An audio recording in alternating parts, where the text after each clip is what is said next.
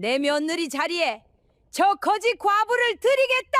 부잣집 혼처를 줄줄이 마다하던 대감집 안방마님이 마을에서 가장 가난한 과부를 손수 가리키자 마당에 모인 사람들은 제 귀를 의심했습니다. 등에 어린 자식 하나를 둘러업은 누더기 차림의 여인이었지요. 멀쩡한 혼처를 다 물리치고 굳이 저 여인을 점찍은 마님의 속을 아무도 헤아리지 못했습니다. 그런데 그 마님이 과부가 업은 그 어린 것을 보자마자 왜 그토록 손을 떨었는지는 아무도 알지 못했습니다. 월화야담의 이야기가 계속될 수 있도록 구독과 좋아요로 응원의 마음을 보태주세요. 자, 그럼 오늘도 감동적인 옛날 이야기 지금 바로 시작합니다.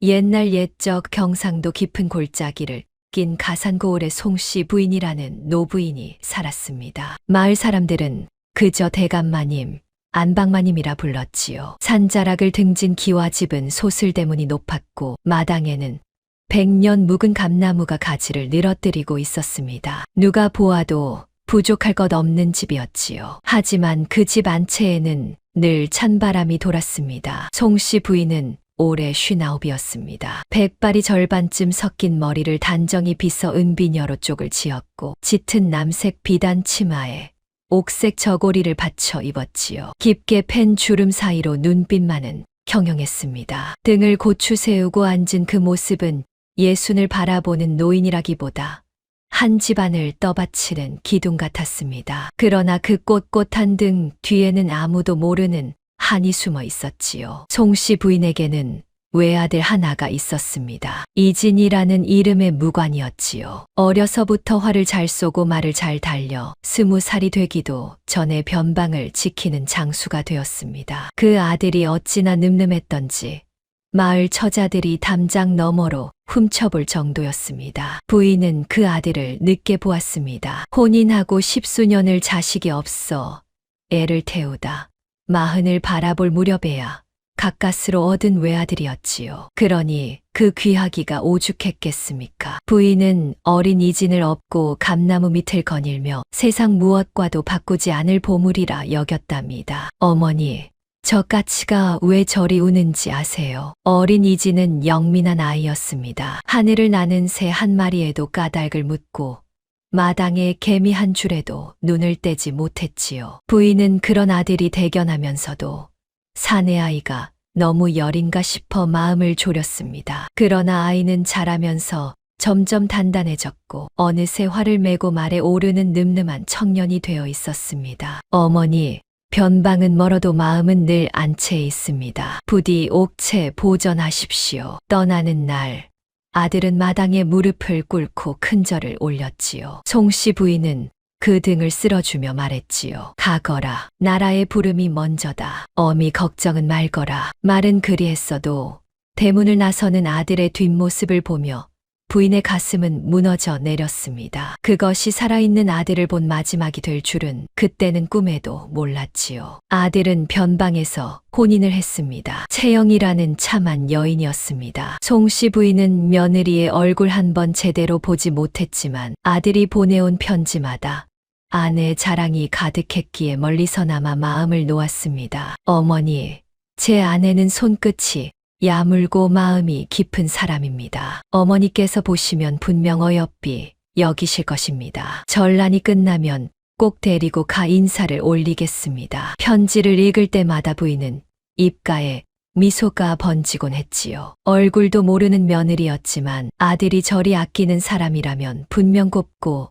어진 여인이리라 생각했지요. 부인은 며느리에게 줄 놀이개를 미리 장만해 두고 손주를 안을 날을 손꼽아 기다렸습니다. 이듬해에는 손주까지 보았다는 기별이 왔지요. 핏덩이 사내 아이였습니다. 어머니, 아이의 왼쪽 발바닥에 콩알만 한 검은 점이 있습니다. 꼭 소자의 것과 같으니 이 또한 하늘이 맺어준 인연인가 합니다. 편지를 받아든 송씨 부인은 몇 번이고 그 구절을 되읽었습니다. 그러고는 제 손바닥을 가만히 들여다보았지요. 아들의 발바닥에 있던 그 점이 손주에게도 그대로 나타났다니 부인은 보지도 못한 손주가 사무치게 그리웠습니다. 세상에 그 점이 또 나타나다니 부인은 어린 이진의 발바닥을 씻기던 날을 떠올렸습니다. 보드라운 발바닥 한가운데 박힌 까만 점 하나가 어찌나 신통하고 어여뻤던지요. 그 점이 손주에게로 고스란히 이어졌다 하니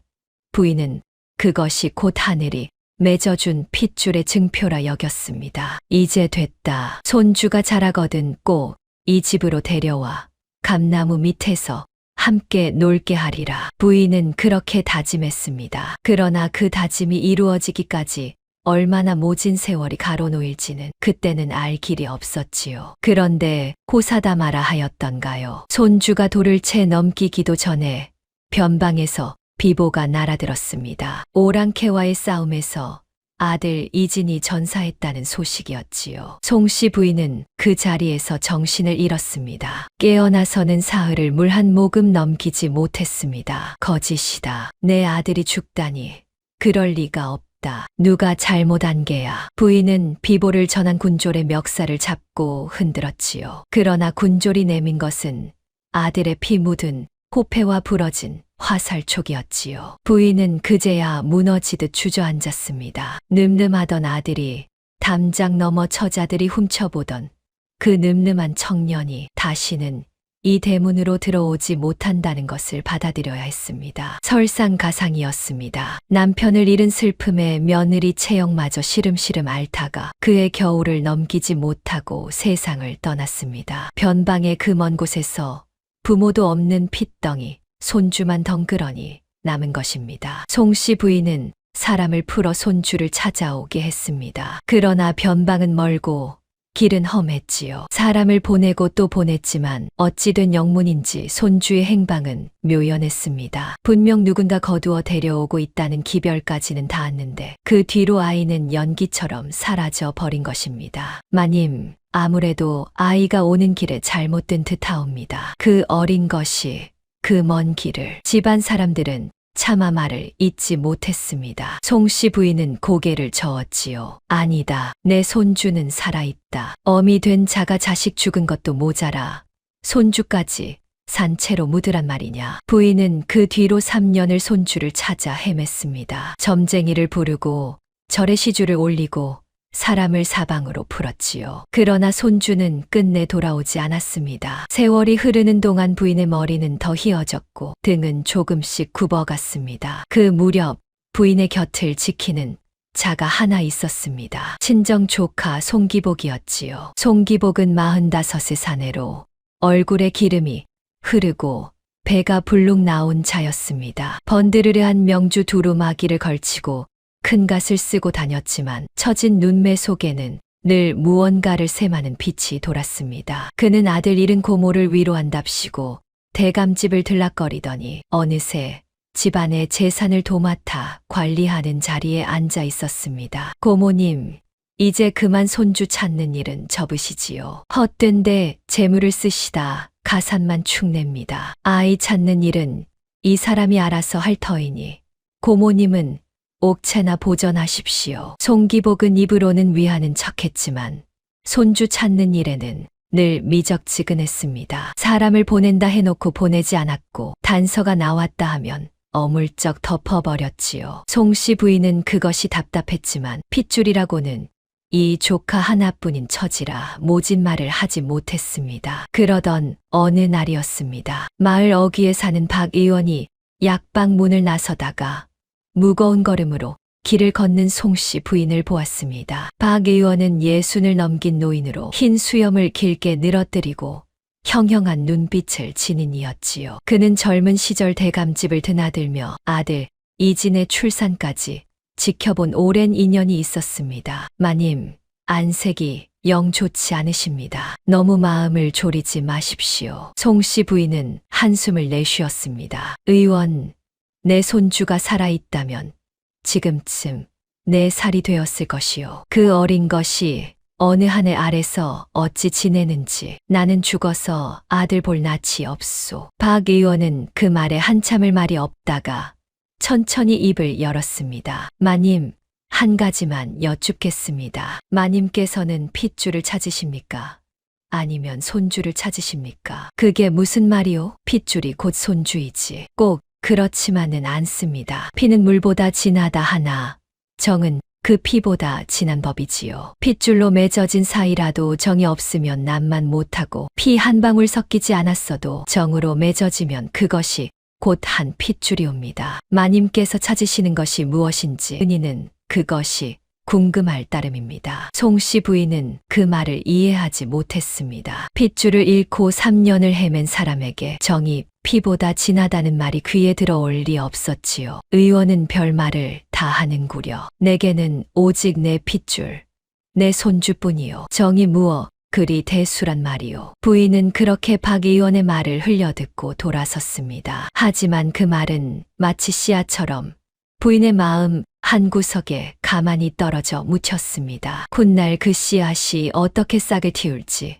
그때의 부인은 알지 못했지요. 그날 밤 송씨 부인은 죽은 아들의 유품을 꺼내 보았습니다. 아들이 차고 다니던 은장도였습니다. 손잡이에는 매화가 새겨져 있었고 칼집에는 작은 흠집 하나가 나 있었지요. 어린 이진이 장난치다 떨어뜨려 생긴 흠집이었습니다. 부인은 그 흠집을 손끝으로 어루만지며 소리 없이 눈물을 흘렸습니다. 진아, 이 어미가 내 자식 하나 지키지 못했구나. 내 무슨 낯으로 너를 보겠느냐. 칠흑같이 어두운 밤이었습니다. 안채에는 부인의 가는 흐느낌만이 오래도록 맴돌았지요. 그 한이 언제쯤 풀릴지 풀리기는 할는지 아무도 알 수 없었습니다. 그러나 운명이라는 것은 참으로 묘한 것이었습니다. 부인이 그토록 찾아 헤매던 인연은 생각지도 못한 곳에서 생각지도 못한 모습으로 다가오고 있었지요. 한편 같은 가산 고을의 끄트머리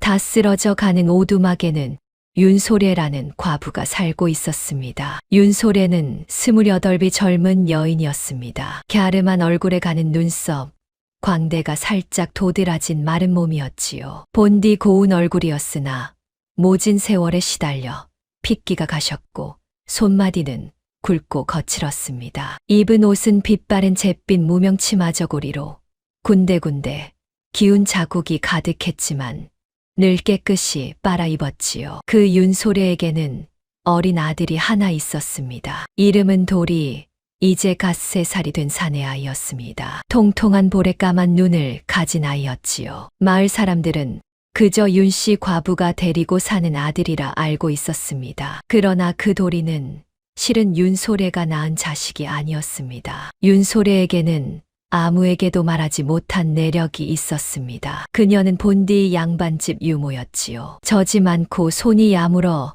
변방의 한 무관집에서 갓난아이에 유모로 들어갔던 것입니다. 그 집 주인 내외가 어찌나 인자했던지 윤소래는 종이라기보다 한 식구처럼 그 집에서 살았습니다. 소래야, 너는 손끝이 참 곱구나. 우리 아이를 내게 맡기니 마음이 놓인다. 안 주인은 늘 그렇게 말했습니다. 윤소래는 그 은혜가 고마워 제 젖을 물려 키우는 아이를 친자식처럼 아꼈지요. 그런데 어느 날 그 집에 갑작스러운 비극이 닥쳤습니다. 바깥 주인이 싸움터에서 목숨을 잃었고 안 주인마저 시름시름 앓다 세상을 떠난 것입니다. 부모 잃은 핏덩이만 덩그러니 남았습니다. 윤소래는 차마 그 아이를 버릴 수 없었지요. 이 어린 것을 어찌 두고 가겠습니까? 제가 키우겠습니다. 비록 가진 것 없는 몸이나 굶기지는 않겠습니다. 윤소래는 그렇게 아이를 둘러업고 길을 나섰습니다. 본디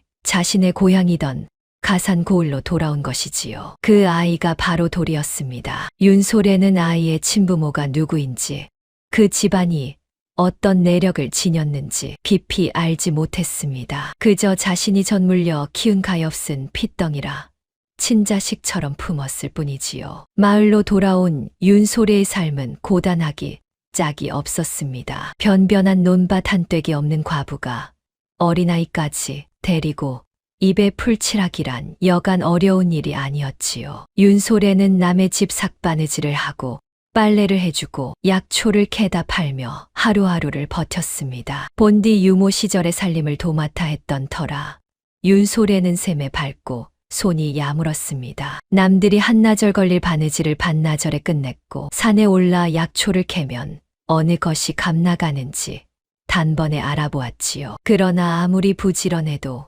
과부의 살림이 펴질 리 없었습니다. 특히 끼니가 문제였습니다. 어느 추운 겨울날이었습니다. 그날따라 삭실도 없고 곳간에는 좁쌀 한 줌이 전부였지요. 윤소래는 그 좁쌀로 멀건 죽을 쑤어 도리의 앞에 놓아주었습니다. 돌아, 어서 먹으렴. 따뜻할 때 먹어야지. 엄마도 먹어요. 새 살배기 도리가 고사리 같은 손으로 숟가락을 내밀었습니다. 윤소래는 가슴이 미어졌지만 애써 웃으며 고개를 저었지요. 엄마는 아까 많이 먹었단다. 도리 너렴. 거짓말이었습니다. 윤소래는 벌써 이틀째 제대로 먹은 것이 없었지요. 그러나 어린 자식이 굶는 것을 보느니 차라리 제 배를 골는 편이 나았습니다. 윤소래는 도리가 죽을 다 먹는 것을 지켜보다 빈 솥을 긁어 누룽지 한 조각으로 허기를 달랬습니다. 그날 밤 도리가 잠든 사이 윤소래는 소리 죽여 울었지요. 내가 이 어린 것을 데려와 고생만 시키는구나. 차라리 좋은 집에 맡겼더라면. 그러나 이내 고개를 저었지요. 아무리 가난해도 제 손으로 키운 자식이었습니다. 굶기는 한이 있어도 곁에 두고 보살피는 것이 이 아이에 대한 도리라 여겼습니다. 윤소래는 이를 악물었습니다. 더 부지런히 일하고 더 아끼며 살리라 다짐했지요. 이튿날 아침 윤소래는 도리를 둘러엎고 산으로 약초를 캐러 나섰습니다. 겨울산은 매서웠지만 양지바른 비탈에서 덜어 캘 것이 있었지요. 윤소래는 도리를 등에 업은 채 언 손을 호호 불어가며 약초를 캤습니다. 엄마, 추워요. 조금만 참으렴. 이것만 캐면 따뜻한 밥을 사줄 수 있단다. 윤소래는 제 저고리를 벗어 도리의 등을 한 겹 더 감싸 주었습니다. 제 몸은 칼바람에 그대로 드러났지만 어린 자식이 따뜻하다면 그것으로 좋겠지요. 도리는 엄마의 등에 얼굴을 묻고 칭얼대다가 어느새 스르르 잠이 들었습니다. 윤소래는 잠든 아이의 무게를 느끼며 곱은 손가락에 입김을 불어가며 한 뿌리라도 더 캐려 흙을 파헤쳤지요. 손톱 밑에 흙이 새카맣게 끼고 손등이 터져 피가 배어 나와도 윤소래는 멈추지 않았습니다. 그 모습은 보는 이의 가슴을 아리게 했습니다. 마을 사람들은 그런 윤소래를 두고 수군거렸지요. 저 윤씨 과부 참 가엾기도 하지. 젊은 나이에 홀로 되어 어린 것까지 키우니. 그러게 말일세. 그래도 심성은 곱지 않은가. 남의 것 탐내는 법도 없고 늘 제 손으로 벌어먹으니. 하긴 요즘 세상에 저런 사람도 드물지. 제 배는 고라도 자식 입에는 먼저 넣어주니 어미 중에 어미일세. 마을 사람들의 입에 오르내릴 만큼 윤소래의 가난과 헌신은 고을에 자자했습니다. 그러나 그 누구도 윤소래가 데리고 사는 그 어린 도리가 어떤 내력을 지닌 아이인지는 알지 못했지요. 윤소래 자신조차도 말입니다. 그 무렵 윤소래에게 작은 인연 하나가 닿았습니다. 마을 어귀의 박 의원이었지요. 어느 날 윤소래는 캐온 약초를 팔러 박 의원의 약방을 찾았습니다. 박 의원은 윤소래가 펼쳐놓은 약초를 하나하나 살펴보더니 흰 수염을 쓸며 고개를 끄덕였습니다. 허허, 이 더덕은 산속 깊은 곳에서만 나는 귀한 것이로구나. 캐기도 어려웠을 터인데 용케 알아보았구나. 어릴 적 어머니께 배운 것이옵니다. 어느 것이 약이 되고 어느 것이 독이 되는지는 눈에 익었사옵니다. 윤소래가 또박또박 대답하자 박 의원은 그 여인을 가만히 들여다보았지요. 행색은 초라했으나 말투에는 기품이 있었고 약초를 다루는 손길에는 예사롭지 않은 데가 있었지요. 박 의원은 무언가 짚히는 게 있는 듯 잠시 윤소래의 등에 업힌 도리를 바라보았습니다. 그 아이는 자네 아이인가? 예, 제 자식이옵니다. 윤소래는 거짓없이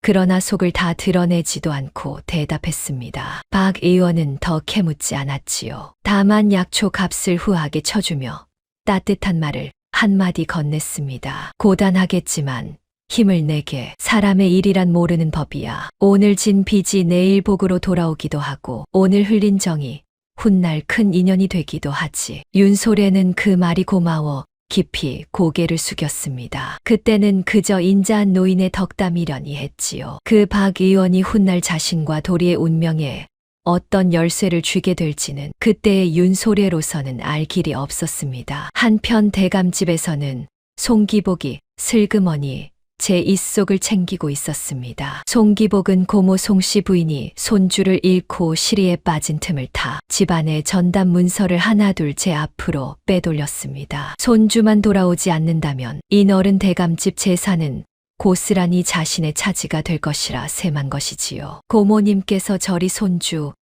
하시지만 그 어린 것이 살아있을 리가 있나. 변방에서 여기까지 그 먼 길을 어찌 왔겠어. 진작에 잘못됐겠지. 그렇고 말고. 송기복은 혼잣말로 그렇게 중얼거리며 입꼬리를 올렸습니다. 그는 손주가 영영 돌아오지 않기를 속으로 바랐습니다. 아니, 단순히 바라기만 한 것이 아니었지요. 그는 손주를 찾는 일을 번번이 가로막고 단서가 나오면 슬그머니 덮어버렸습니다. 실은 송기복에게는 더 깊은 비밀이 있었습니다. 3년 전 변방에서 부모 잃은 핏덩이를 데려오던 인편이 가산고을 어기까지 닿은 적이 있었지요. 그 소식을 가장 먼저 들은 자가 바로 송기복이었습니다. 그는 그 인편을 슬그머니 따로 불러 입을 막았습니다. 그 아이는 죽은 셈치게 자네가 본 적도 없고 들은 적도 없는 일이야. 알겠는가? 입만 다물어 준다면 자네 평생 먹고 살 만큼은 내 챙겨주겠네. 인편은 두둑한 엽전 꾸러미에 눈이 멀어 그 길로 어디론가 사라졌습니다. 그 뒤로 손주의 행방은 묘연해졌지요. 송씨 부인이 아무리 사람을 풀어도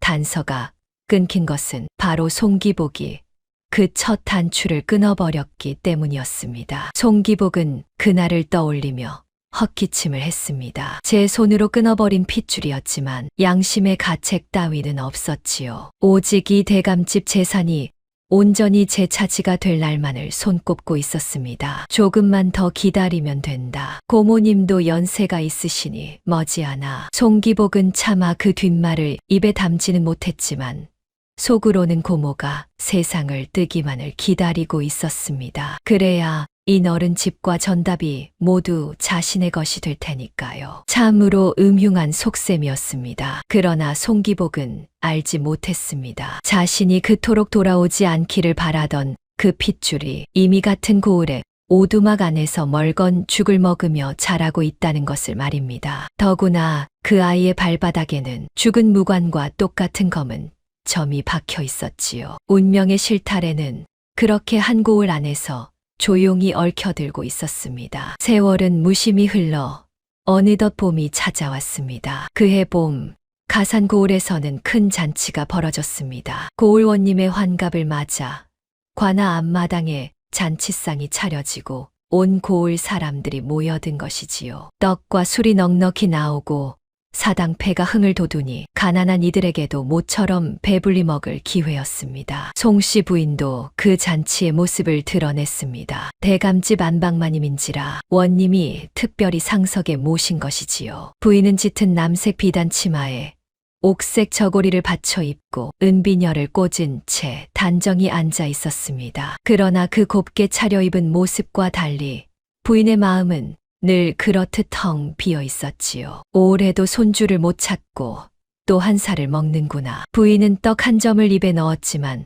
도무지 맛을 알 수 없었습니다. 잔치의 흥겨움도 그저 먼 나라 일처럼 느껴졌지요. 다른 노인들은 손주를 무릎에 앉히고 얼으며 웃는데 부인의 무릎은 늘 휑하니 비어 있었습니다. 그 무렵 윤소래도 도리를 데리고 잔치에 나왔습니다. 본디 사람 많은 곳을 꺼리는 윤소래였지만 도리에게만은 모처럼 배불리 먹이고 싶었지요. 윤소래는 한쪽 구석에 자리를 잡고 얻어온 떡을 도리의 손에 쥐어 주었습니다. 어린 도리는 신이 나서 떡을 오물거리다가 그만 손에서 떡을 놓치고 말았습니다. 떼구르르 굴러가는 떡을 쫓아 도리가 아장아장 잔칫마당 한복판으로 뛰어든 것입니다. 돌아, 거기 섰거라. 윤소래가 놀라 쫓아갔지만 어린아이의 걸음이 어찌나 빠른지요. 잔칫마당에 모인 사람들이 깔깔 웃으며 길을 터주었고 도리는 그 사이를 요리조리 빠져나가 떼굴떼굴 구르는 떡을 쫓았습니다. 그러다 그만 작은 돌부리에 걸려 폴싹 넘어졌고 신고 있던 집신 한 짝이 멀찍이 벗겨져 날아가며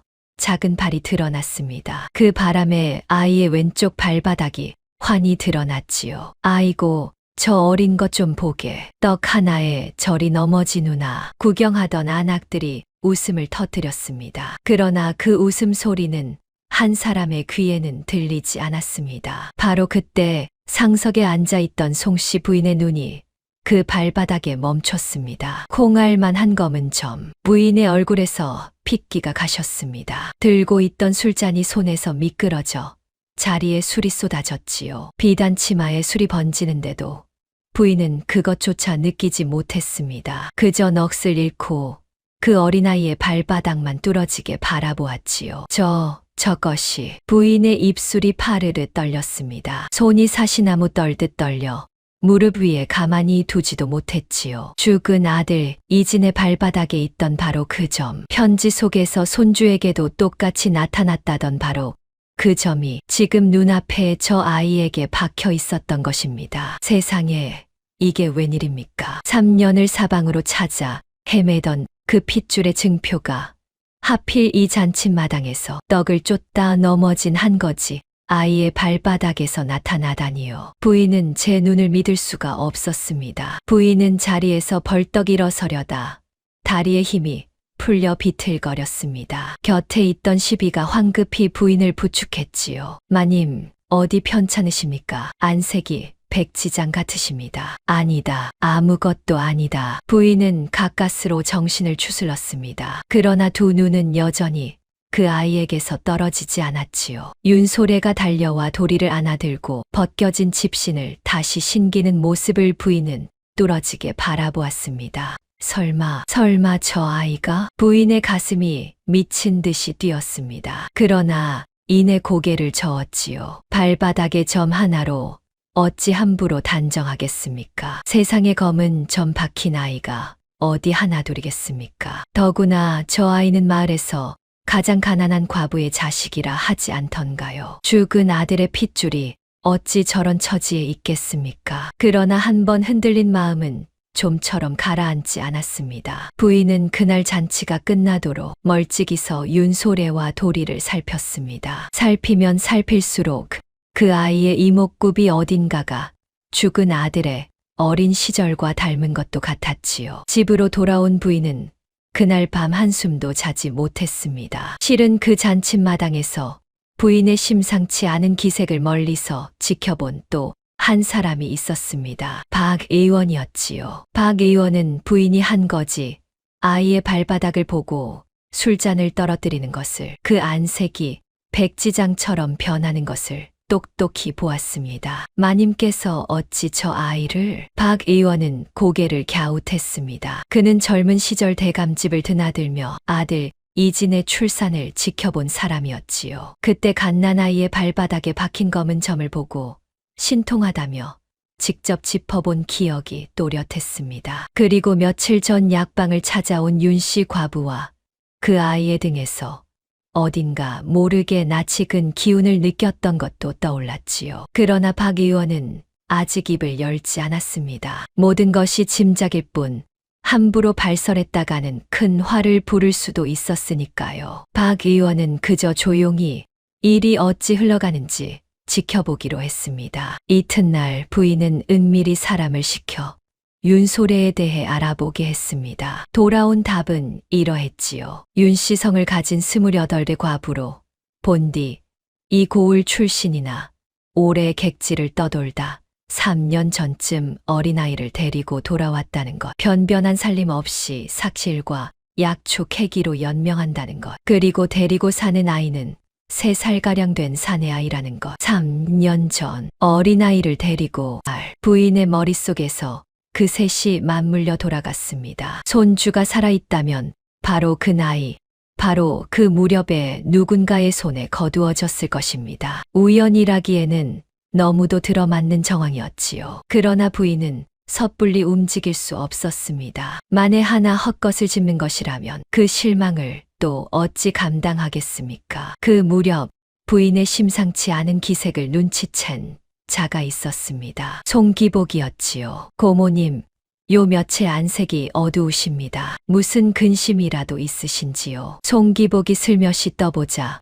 부인은 속내를 감추며 말했습니다. 아니다. 늙은이가 봄을 타나 보다 하면 다행이옵니다만 혹 또 손주일로 마음 쓰시는 건 아니신지요? 고모님, 이제 그만 잊으십시오. 산 사람은 살아야 하지 않겠습니까? 송기복의 말에 부인은 속이 뒤틀렸지만 내색하지 않았습니다. 다만 이 조카에게만은 결코 속을 보여서는 안 된다는 생각이 들었지요. 어쩐 일인지 손주 이야기만 나오면 이 조카의 눈빛이 묘하게 번뜩이는 것이 마음에 걸렸던 것입니다. 부인은 며칠을 더 고민했습니다. 그러던 어느 날 마침내 결심을 굳혔지요. 직접 그 과부와 아이를 곁에 두고 두 눈으로 똑똑히 확인해 보기로 한 것입니다. 그러나 가난한 과부를 무작정 집으로 부를 명분이 없었습니다. 양반집 안방마님이 까닭 없이 천한 과부를 부른다면 온 고을이 수군거릴 테니까요. 부인은 한참을 궁리한 끝에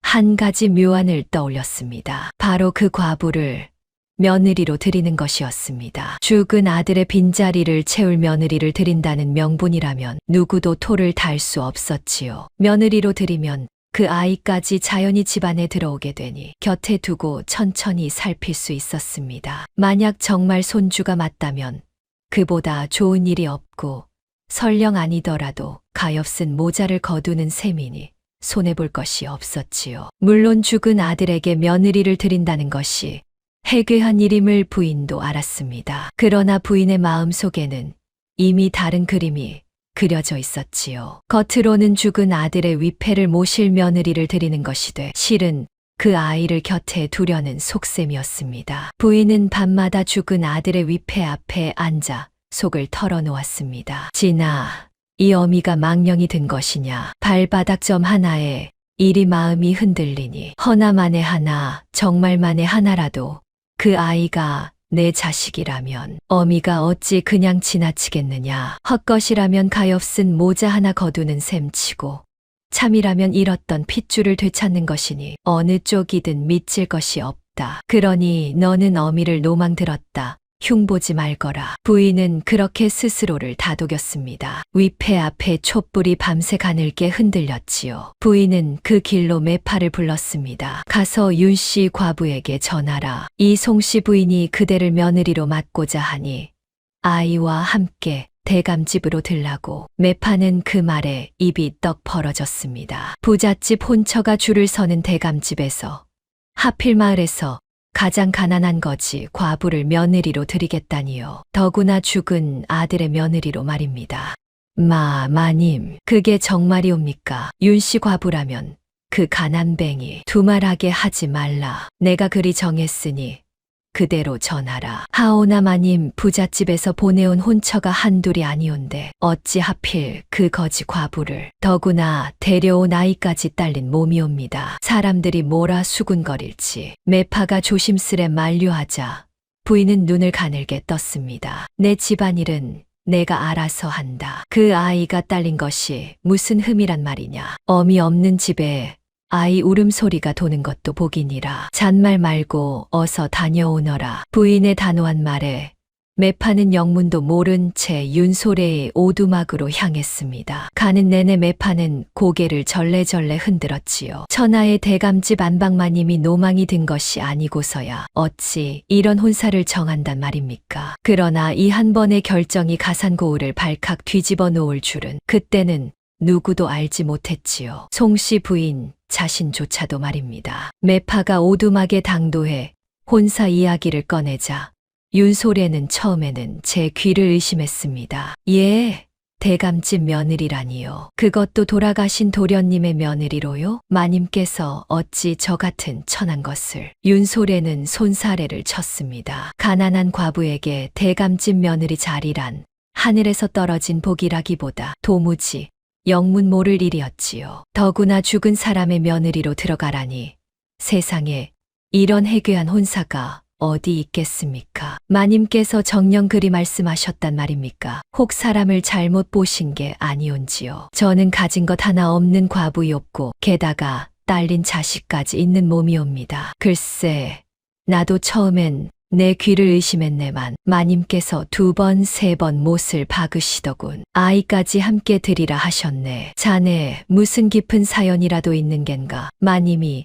어찌 자네를 콕 집어 매파의 물음에 윤소래는 고개를 저었습니다. 마님과는 일면식도 없는 사이였지요. 잔칫날 멀리서 상석에 앉은 모습을 본 것이 전부였습니다. 도무지 까닭을 알 수 없었습니다. 윤소래는 그날 밤 잠을 이루지 못했지요. 한편으로는 솔깃한 이야기였습니다. 대감집에 들어가면 어린 도리가 더는 굶지 않아도 될 테니까요. 추운 겨울에 멀건 죽을 나눠 먹으며 가슴 아파할 일도 없을 것이고 아이에게 따뜻한 옷 한 벌 제대로 입힐 수 있을 것입니다. 어미 된 자로서 자식을 생각하면 마다할 이유가 없었지요. 그러나 다른 한편으로는 두려움이 앞섰습니다. 세상에 까닭 없는 호의는 없는 법이다. 천한 과부를 굳이 며느리로 들이겠다는 데에는 분명 무슨 곡절이 있을 것이야. 윤소래는 의심이 들었습니다. 혹 부잣집에서 며느리를 들이지 못할 무슨 흠이 있어 만만한 과부를 골라 종처럼 부리려는 것은 아닐까? 혹은 죽은 도련님의 제사를 떠맡길 사람이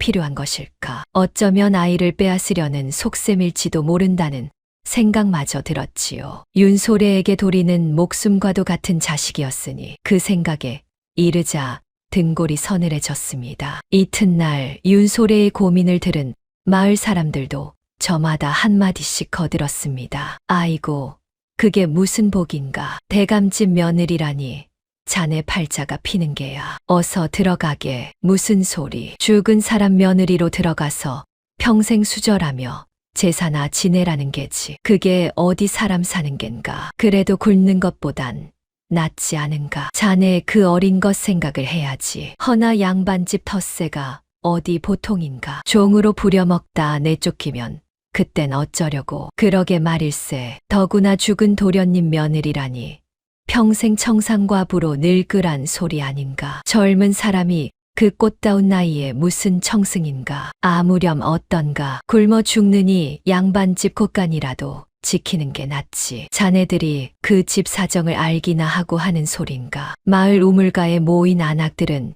윤소래를 두고 갑론을 박을 벌였지요. 누구는 복이 굴러들어 왔다 했고 누구는 함정이라 했지요. 말들이 이리저리 오갈수록 윤소래의 마음은 더욱 어지러워졌습니다. 부추기는 이도 있고 만류하는 이도 있었지요. 윤소래는 누구의 말도 시원하게 와닿지 않았습니다. 결국 제 마음이 정해야 할 일이었으니까요. 그 무렵 윤소래는 다시 박 의원의 약방을 찾았습니다. 마음이 어지러울 때면 어쩐 일인지 그 인자한 노인에게 기대고 싶었던 것이지요. 의원 어른, 제가 어찌해야 할지 모르겠사옵니다. 대감집에서 저를 며느리로 드리겠다 하는데 도무지 그 까닭을 알 수 없어 두렵사옵니다. 박 의원은 한참을 말이 없다가 천천히 입을 열었습니다. 소래야, 사람의 일이란 당장 눈앞의 까닭을 다 알고 움직일 수는 없는 법이니라. 때로는 까닭을 모른 채 발을 들여야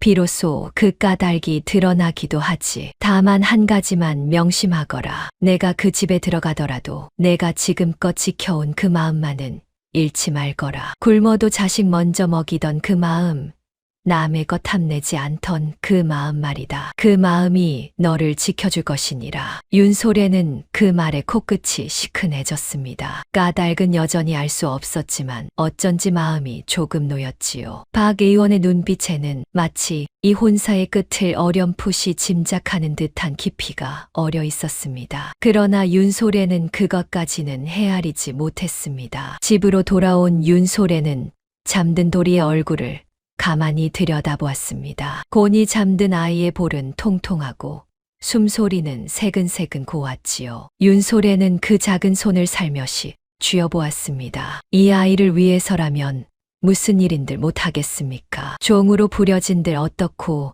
죽은 사람의 며느리가 된들 어떻겠습니까? 이 아이가 따뜻한 밥을 먹고 따뜻한 방에서 잘 수 있다면 그것으로 좋겠습니다. 돌아, 이 어미가 너를 위해서라면 무엇이든 하마. 설령 그 집에 무슨 곡절이 있다 한들 내 너만은 끝까지 지켜주마. 윤소래는 마침내 결심을 굳혔습니다. 어떤 위험이 도사리고 있을지언정 자식의 앞날을 위해 그 문을 두드리기로 한 것이지요. 이것은 단순히 가난을 면하려는 선택이 아니었습니다. 어미로서 자식에게 더 나은 삶을 주려는 절박한 결단이었습니다. 그날 밤 윤소래는 다 쓰러져 가는 오두막을 둘러보았습니다. 비록 거미줄 친 천장에 구멍난 문풍지였지만 3년간 도리와 함께 울고 웃은 보금자리였지요. 윤소래는 정든 살림살이를 하나하나 어루만졌습니다. 깨진 사발 하나, 다른 빗자루 하나에도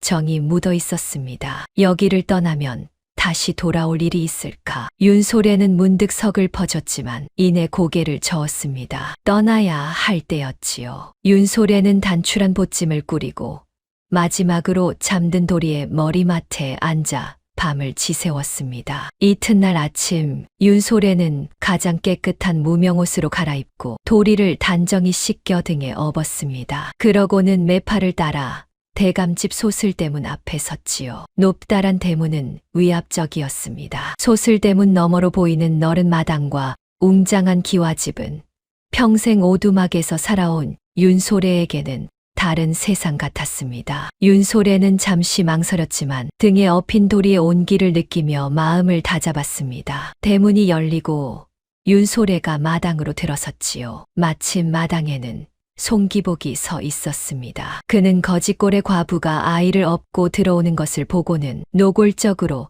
인상을 찌푸렸지요. 아니, 저 천한 것이 어찌 여기를? 걔 누구냐? 어디서 굴러먹던 거지가 감히 대감집 마당을 밟는 개냐? 송기복이 호통을 치자 윤소래는 움찔하며 고개를 숙였습니다. 그때 안채에서 송씨 부인이 천천히 걸어 나왔습니다. 부인은 마당에 선 윤소래와 그 등에 업힌 도리를 보았습니다. 그 순간 부인의 눈길은 자연히 아이에게로 향했지요. 부인은 애써 평정을 가장했지만 옷소매 안에서 두 손을 꽉 마주 쥐고 있었습니다. 떨리는 손을 들키지 않으려는 것이었지요. 송서방은 어찌 손님에게 그리 무례한가? 오늘부터 이 사람이 이 집의 새아기다. 다들 그리 알라. 부인의 말에 송기복의 얼굴이 일그러졌습니다. 고모님, 정녕 이 거지 과부를 며느리로 들이실 작정이십니까? 이 사람은 도무지 납득할 수가 없습니다. 부잣집 혼처가 즐비한데 어찌 하필 내 집안일은 하지 않았느냐. 두 말 말라. 부인의 단호한 말에 송기복은 입을 다물었지만 그 눈빛에는 불만과 의혹이 가득했습니다. 그는 곁눈질로 윤소래와 도리를 훑어보았지요. 그러고는 무언가 꺼림칙한 기분에 속으로 이를 갈았습니다. 부인은 송기복을 물리고 윤소래를 안채로 들였습니다. 윤소래는 마루 아래 엎드려 큰절을 올렸지요. 미천한 것이 마님의 은혜로 이 댁에 들게 되었사옵니다. 죽는 날까지 정성을 다해 모시겠사옵니다. 윤소래의 또박또박한 말씨에 부인은 가만히 고개를 끄덕였습니다. 행색은 거짓골이어도 말에는 흐트러짐이 없었지요. 부인은 그 며느리를 내려다보다가 곁에 선 도리에게로 눈길을 옮겼습니다. 어린 도리는 낯선 곳이 무서운지 윤소래의 치맛자락을 꼭 쥐고 있었습니다. 그 까만 눈동자를 보는 순간 부인은 또 한 번 가슴이 철렁 내려앉았지요. 죽은 아들의 어릴 적 눈매를 그대로 빼닮았던 것입니다. 아이는 이름이 무엇이냐? 도리라 하옵니다. 올해 3살이옵니다. 3살이라. 부인은 그 한마디에 목이 메었습니다. 잃어버린 손주가 살아있다면 바로 그 나이였으니까요. 부인은 떨리는 손을 애써 감추며 짐짓 무심한 척 말했습니다. 그래, 아이가 영민하게 생겼구나. 잘 거두어라. 그날부터 윤소래와 도리의 대감집 살이가 시작되었습니다. 저 과부와 아이가 어쩐지 마음에 걸린다. 고모님이 까닭 없이 저런 것들을 드릴 분이 아닌데 더구나 저 아이를 보시는 고모님의 눈빛이 예사롭지 않았어. 혹 저것들이 내 앞길을 막는 화근이 되지는 않을까. 두고 봐야겠군. 조금이라도 수상한 낌새가 보이면 그땐 가만두지 않으리라. 이렇게 하여 윤소래는 대감집 며느리가 되었습니다. 돌이켜보면 돌이킬 수 없는 발걸음이었지요. 거지 과부가 소슬대문을 넘어 양반집 며느리가 된 그날, 가산고을은 발칵 뒤집혔습니다. 사람들은 저마다 모여 수군거렸지요. 글쎄, 대감집 마님이 그 거지 과부를 진짜로 며느리로 들였다지 뭔가. 세상에, 그게 정말인가? 노망이 드신 게 아니고 멀쩡한 부잣집 처자들 혼처를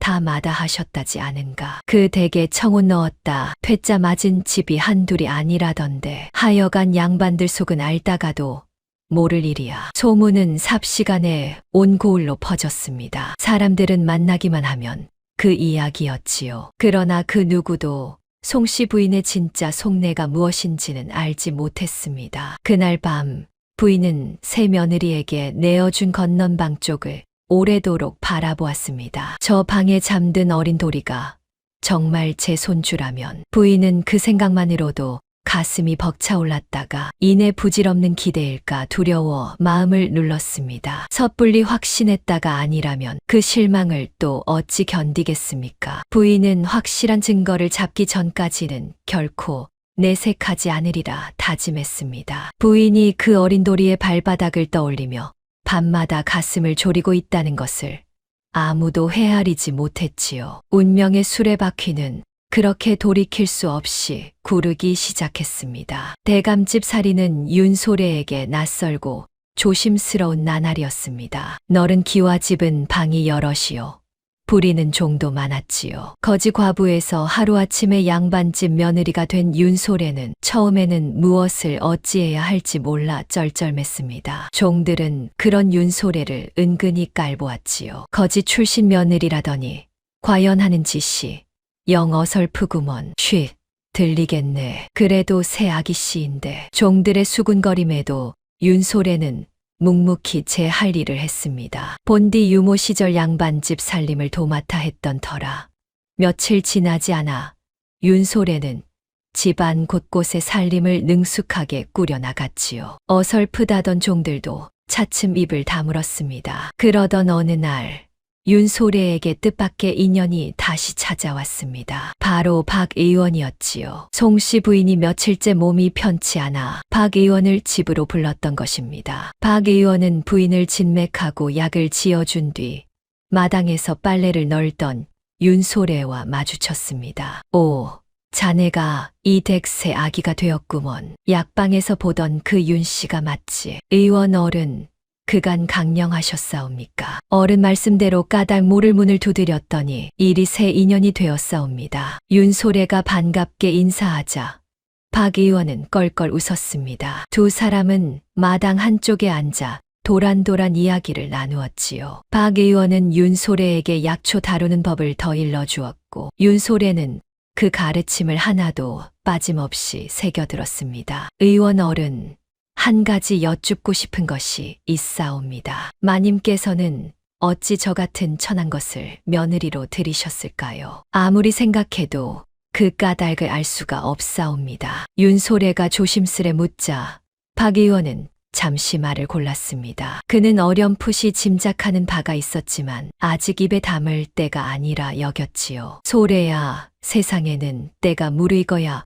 비로소 드러나는 일이 있느니라. 마님의 깊은 뜻도 그 가운데 하나일게야. 조급해하지 말고 정성을 다하다 보면 언젠가 그 까닭이 절로 밝혀질 것이니라. 다만 그때까지 내 곁에 그 아이를 잘 지키거라. 그 아이가 너의 가장 큰 복이 될 터이니. 윤소래는 그 말뜻을 다 헤아리지 못했지만 박 의원의 따뜻한 눈빛에 마음이 놓였습니다. 박 의원은 이 대감집의 오랜 인연이자 윤소래에게는 의지할 수 있는 유일한 어른이었지요. 두 사람의 정은 그렇게 조금씩 깊어졌습니다. 며칠 뒤 박 의원은 다시 한번 윤소래를 찾아왔습니다. 이번에는 약방에 두고 온 귀한 책 한 권을 윤소래에게 빌려주려는 것이었지요. 이건 약초와 처방을 적은 책이니라. 자네가 약초에 밝으니 익혀두면 두고두고 쓸모가 있을 게야. 사람을 살리는 재주는 어디서든 빛을 보는 법이지. 어른, 이리 귀한 것을 제가 어찌 감히 받아두게. 재주를 썩히는 것이야말로 죄니라. 자네 같은 사람이 익혀야 그 재주가 산 사람을 살리지. 윤소래는 그 책을 받아 들고 깊이 고개를 숙였습니다. 박 의원의 가르침은 단순한 호의가 아니었습니다. 훗날 그 약초 지식과 새많은 재주가 윤소래와 도리를 구하는 결정적인 열쇠가 될 줄을 그때는 아무도 몰랐지요. 박 의원은 마치 그 앞날을 내다보는 듯 윤소래에게 하나라도 더 가르쳐 주려 애썼습니다. 그날 박 의원은 돌아가는 길에 마당에서 노는 도리를 한참 바라보았습니다. 아이의 발그레한 볼과 또랑또랑한 눈매를 마치 무언가를 확인하려는 듯 가만히 살폈지요. 그러고는 혼잣말로 나직이 중얼거렸습니다. 허허, 세상 일이란 참으로 묘하구나. 끊어진 줄 알았던 실이 일이 다시 이어지다니. 하늘의 뜻이 따로 있는 게야. 윤소래는 그 말을 듣지 못했습니다. 박 의원은 더 말하지 않고 흰 수염을 쓸며 조용히 대문을 나섰지요. 그의 가슴 속에는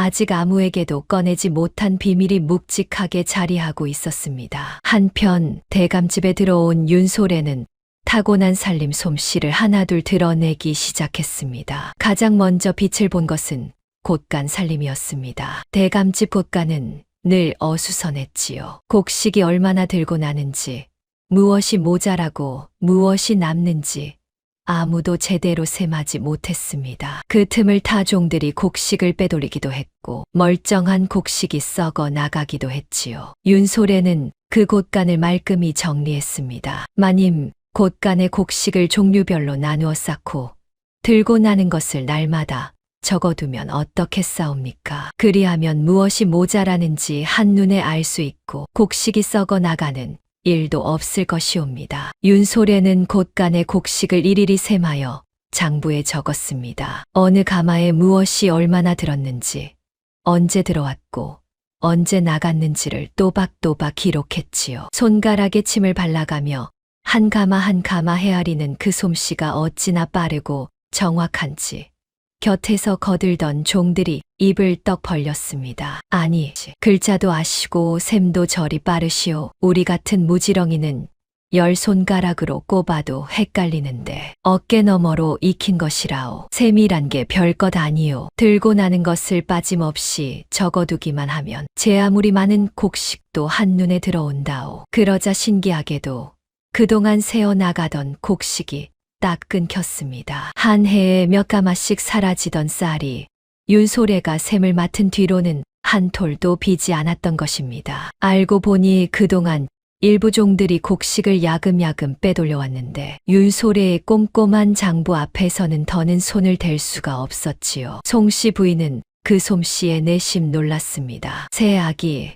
그 셈은 어디서 익힌 것이냐? 글 꽤나 익은 선비도 그리 야무지게 셈하지 못하거늘 미천한 것이 어려서 어깨 너머로 배운 것이옵니다. 부족 하나마 살림에 보탬이 되고자 했을 뿐이옵니다. 윤소래는 겸손히 답했지만 부인은 그 며느리가 예사 인물이 아님을 알아보았습니다. 거지 과부라 없이 여겼던 마음이 차츰 누그러졌지요. 다음으로 빛을 본 것은 윤소래의 약초 솜씨였습니다. 마침 대감집 늙은 종 하나가 오랜 기침병으로 고생하고 있었습니다. 비싼 약을 써도 좀처럼 낫지 않았지요. 윤소래는 그 종을 살펴보더니 산에서 캐온 약초 몇 가지를 다려 먹였습니다. 그러자 며칠 지나지 않아 기침이 멎고 종은 자리를 털고 일어났지요. 아이고, 새아기 씨 덕분에 살았습니다요. 이 은혜를 어찌 갚을지 종은 윤소래에게 연신절을 했습니다. 그 일이 알려지자 윤소래를 깔보던 종들의 태도가 싹 바뀌었지요. 거지 출신이라 손가락질하던 이들이 이제는 새아기 씨 하며 따랐습니다. 윤소래가 대감집에 들어온 지 한 달이 채 되지 않아 집안 분위기는 눈에 띄게 달라졌습니다. 어수선하던 살림은 가지런해졌고 병들었던 종은 자리를 털고 일어났으며 곶간의 곡식은 한 톨도 세지 않았지요. 윤소래의 솜씨는 거기서 그치지 않았습니다. 대감집에는 오래전부터 배틀이 한대 놓여 있었는데 며느리가 없는 집안이라 먼지만 뽀얗게 쌓여 있었지요. 윤소래는 그 배틀을 손질해 틈틈이 배를 짜기 시작했습니다. 유모 시절 익힌 솜씨로 짜는 무명이 어찌나 곱고 촘촘한지 장에 내다 팔면 다른 무명보다 곱절은 비싸게 팔렸습니다. 세상에, 이 무명 좀 보게. 올이 어찌 이리 고운가. 이만한 물건은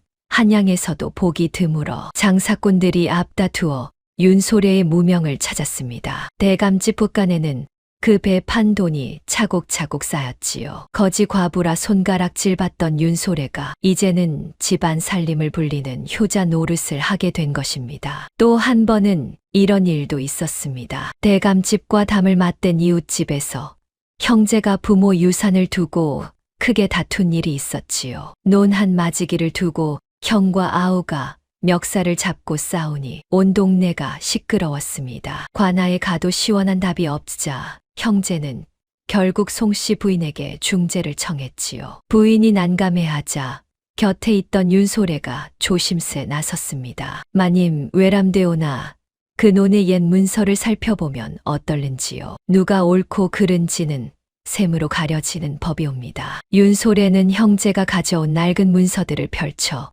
조목조목 따져보았습니다. 그러자 그동안 아무도 몰랐던 사실이 드러났지요. 논의 절반은 본디 죽은 어머니의 몫으로 형제가 똑같이 나누게 되어 있었던 것입니다. 윤소래가 문서의 숫자를 짚어가며 차근차근 설명하자 형제는 그제야 머리를 맞대고 화해했습니다. 새 아기씨가 아니었으면 형제간에 의가 상할 뻔했네. 참으로 지혜로운 분일세. 이웃들은 윤소래의 셈과 지혜의 혀를 내둘렀습니다. 거지 과부라던 소문은 어느새 쑥 들어가고 대감집에 셈 밟고 마음 고운 며느리가 들어왔다는 소문이 새로 퍼졌지요. 무엇보다 늘 찬바람이 돌던 안채에 어린 도리의 웃음소리가 퍼지기 시작했습니다. 할미, 할미. 어린 도리는 어쩐 일인지 송씨 부인을 유독 따랐습니다. 부인이 마루에 앉아 있으면 아장아장 다가가 무릎에 기어오르고 치맛자락을 붙들고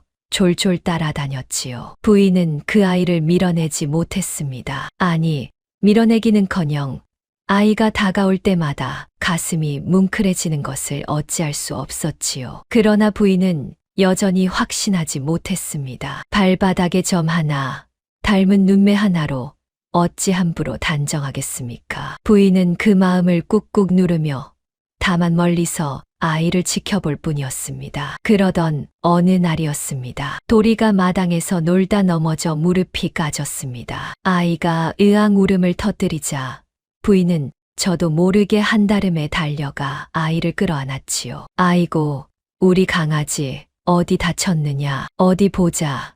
어디 보자. 부인은 아이의 무릎을 호호 불어주며 어쩔 줄 몰라 했습니다. 그 모습을 멀찍이서 지켜보던 윤소래는 고개를 갸웃했지요. 양반집 안방마님이 천한 아이에 까진 무릎에 저리 애를 태우다니 참으로 이상한 일이었습니다. 그러나 윤소래는 그저 마님이 인정 많은 분이려니 여겼습니다. 그 속에 숨은 진짜 까닭은 아직 누구도 알지 못했지요. 할미, 할미. 어린 도리는 어쩐 일인지 송씨 부인을 유독 따랐습니다. 부인이 마루에 앉아 있으면 아장아장 다가가 무릎에 기어오르고 치맛자락을 붙들고 졸졸 따라다녔지요. 부인은 그 아이를 밀어내지 못했습니다. 아니, 밀어내기는커녕 아이가 다가올 때마다 가슴이 뭉클해지는 것을 어찌할 수 없었지요. 부인은 차츰 도리와 함께하는 시간이 늘었습니다. 어느 날은 도리를 무릎에 앉히고 예시하기를 들려주었고 어느 날은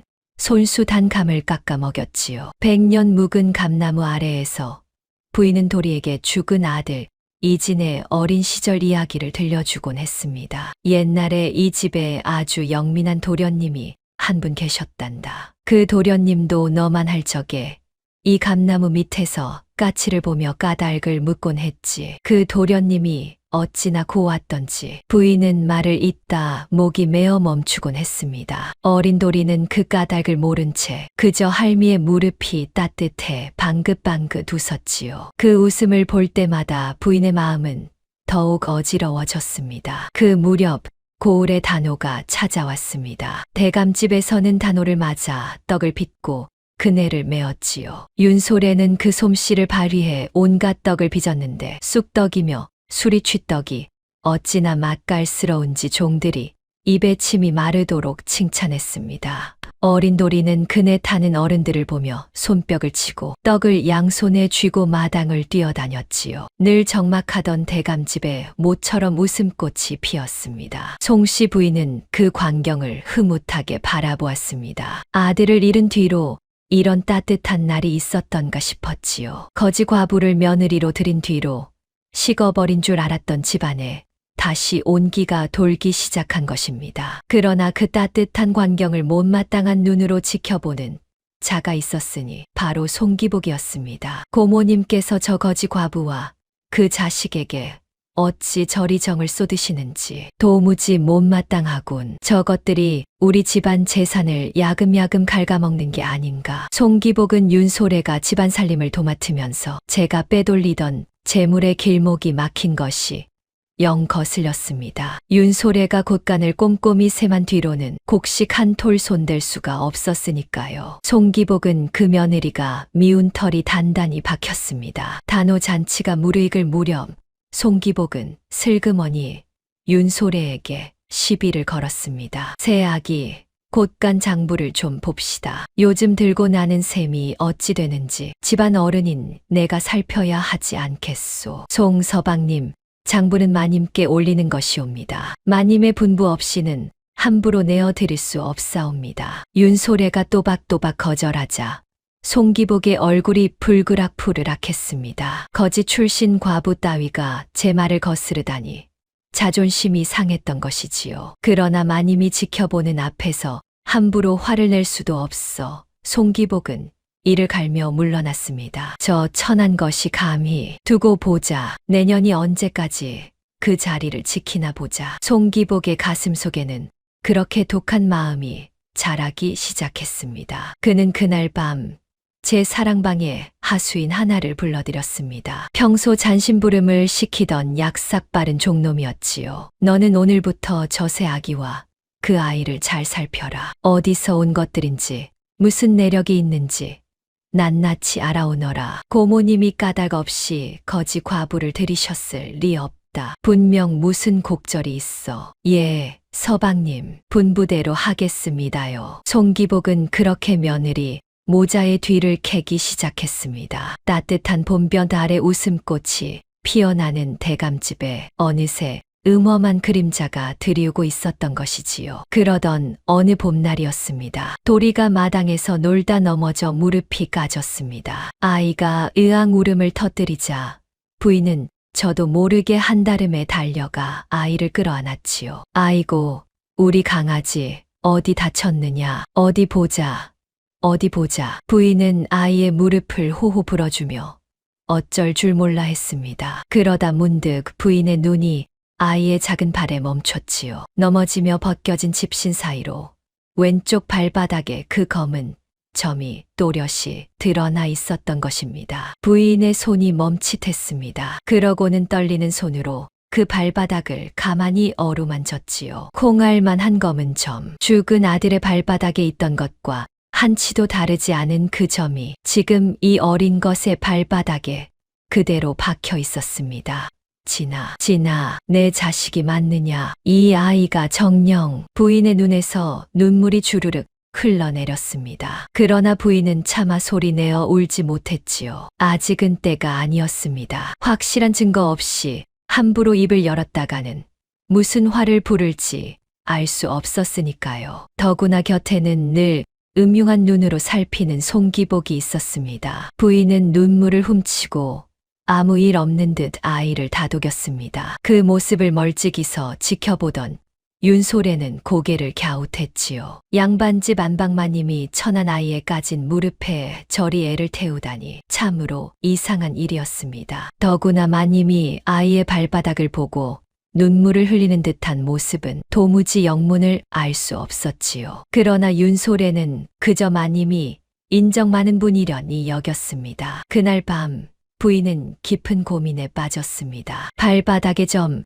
죽은 아들을 닮은 눈매, 3년 전 어린아이를 데리고 나타났다는 정황, 이 모든 것이 한 가지를 가리키고 있었지요. 그러나 부인은 더 확실한 증거가 필요했습니다. 점 하나로는 부족했습니다. 세상에 우연이라는 것도 있으니까요. 그 아이가 어디서 왔는지, 그 어미가 어찌 그 아이를 거두게 되었는지부터 알아야 한다. 함부로 서둘러서는 아니 된다. 부인은 윤소래를 은밀히 떠보기로 했습니다. 며칠 뒤 부인은 윤소래를 안채로 불러 차를 내어주며 넌지시 그 내력을 물었습니다. 새 아기, 내 한 가지 궁금한 것이 있구나. 그 아이, 돌이 말이다. 정말 내가 낳은 자식이냐? 윤소래는 흠칫 놀랐습니다. 누구에게도 말하지 않은 비밀이었지요. 윤소래는 잠시 망설이다 마님께만은 거짓을 구할 수 없어 조심스레 입을 열었습니다. 마님은 그 아이는 제가 낳은 자식이 아니옵니다. 제가 젖을 물려 키운 아이이오나 핏줄로는 남이옵니다. 윤소래는 그렇게 털어놓고 고개를 숙였습니다. 3년을 가슴에 묻어온 비밀이었지요. 윤소래는 행여 마님이 그럼 남의 자식을 데리고 들어왔단 말이냐 하고 노여워하실까 두려웠습니다. 부인의 심장이 쿵 내려앉았습니다. 그러나 애써 평정을 가장하며 다시 물었지요. 하면 그 아이는 누구의 자식이냐? 어찌하여 내가 거두게 되었느냐? 제가 본디 변방의 어느 무관댁에서 유모로 있었사옵니다. 그 댁 도련님의 핏덩이를 젖물려 키웠는데 그만 주인 내외분이 잇따라 세상을 떠나시어 윤소래의 목소리가 잦아들었습니다. 그날의 참담함이 떠올랐던 것이지요. 윤소래는 잠시 눈을 감았다 뜨고 떨리는 목소리로 말을 이었습니다. 바깥 주인께서 싸움터에서 변을 당하시고 안 주인마저 시름시름 앓다 그의 겨울을 못 넘기셨사옵니다. 부모 잃은 그 핏덩이를 참아 버릴 수 없어 제가 거두어 데려온 것이옵니다. 비록 천한 몸이오나 제 젖 물려 키운 자식을 어찌 길에 버리겠사옵니까? 그것이 사람의 도리가 아니라 여겼사옵니다. 부인의 손에서 찻잔이 달그락 떨렸습니다. 변방의 무관댁, 도련님의 핏덩이, 부모를 잃은 아이, 모든 것이 맞아떨어지고 있었습니다. 그 무관의 이름이 무엇이더냐? 부인의 목소리가 가늘게 떨렸습니다. 윤소래는 고개를 저었지요. 송구하오나 미천한 유모 신분의 주인 어른의 함자까지는 감히 알지 못하였사옵니다. 다만 그 댁이 본디 경상도 어느 양반가의 외아들 댁이라고만 들었사옵니다. 전란통에 정신이 없어 자세한 내력은 미처 여쭙지 못하였사옵니다. 경상도 양반가의 외아들, 부인의 눈앞이 아득해졌습니다. 죽은 아들 이진이 바로 경상도 가산고을 송씨 가문의 외아들이 아니었던가요? 부인은 터져나오려는 울음을 가까스로 삼켰습니다. 이제 거의 확실했습니다. 저 어린 도리는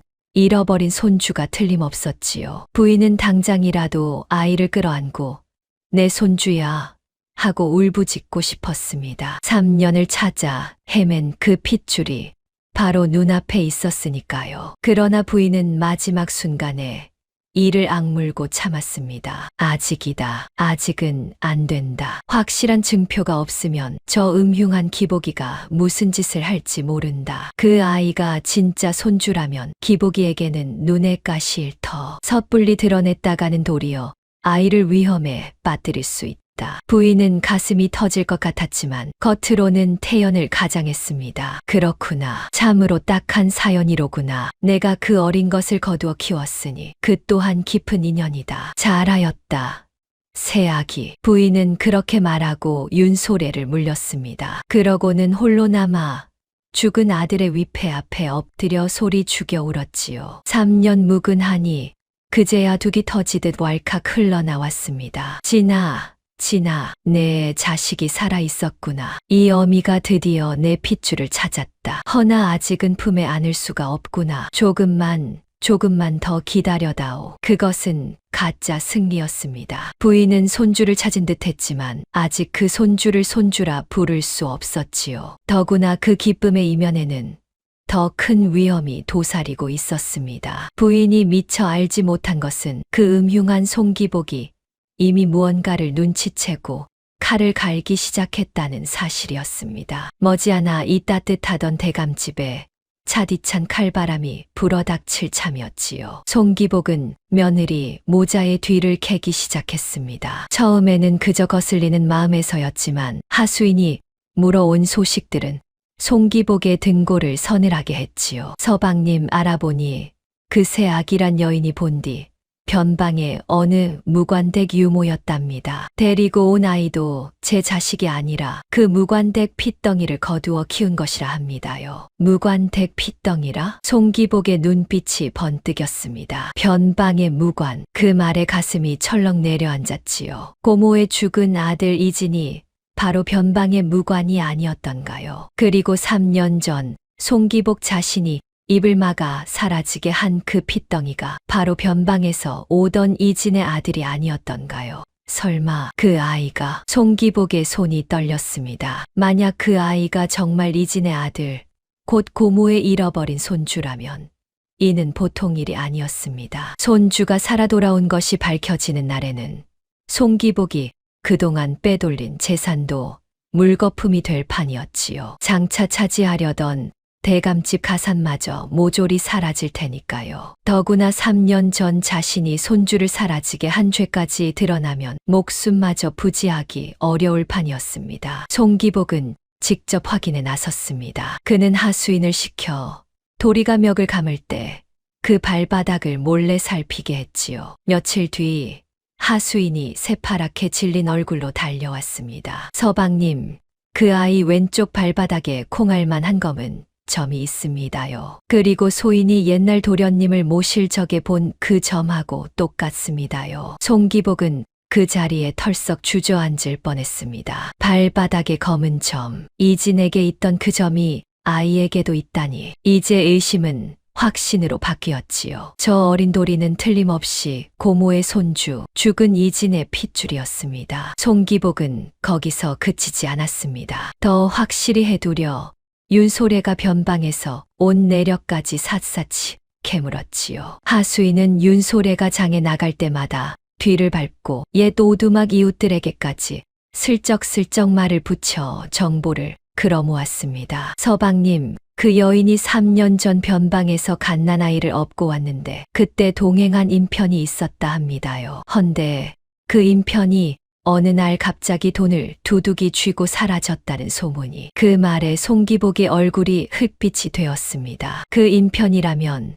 바로 3년 전 자신이 입막음한 그자가 아니었던가요? 만약 그자가 어디선가 입을 열기라도 한다면 손주를 사라지게 한 죄가 고스란히 드러날 판이었습니다. 송기복은 등줄기에 식은땀이 흘렀습니다. 큰일이다. 큰일이야. 저것이 손주라는 게 밝혀지면 나는 끝장이다. 송기복은 안절부절 못했습니다. 그러나 이내 독한 마음을 먹었지요. 진실이 밝혀지기 전에 저 모자를 대감집에서 쫓아내야 했습니다. 아니, 쫓아내는 것으로는 부족했습니다. 영영 발붙이지 못하게 짓밟아야 했지요. 고모님이 아직 확신을 못하고 계신 게 분명하다. 그러니 그 사이에 저것들을 내쳐야 한다. 고모님과 저 과부 사이를 갈라놓으면 된다. 송기복은 밤마다 사랑방에 홀로 앉아 계략을 다듬었습니다. 술잔을 기울이며 어찌하면 저 모자를 단번에 무너뜨릴 수 있을지 궁리했지요. 저 과부만 쫓아내면 아이도 따라 나갈 테고 그러면 고모님도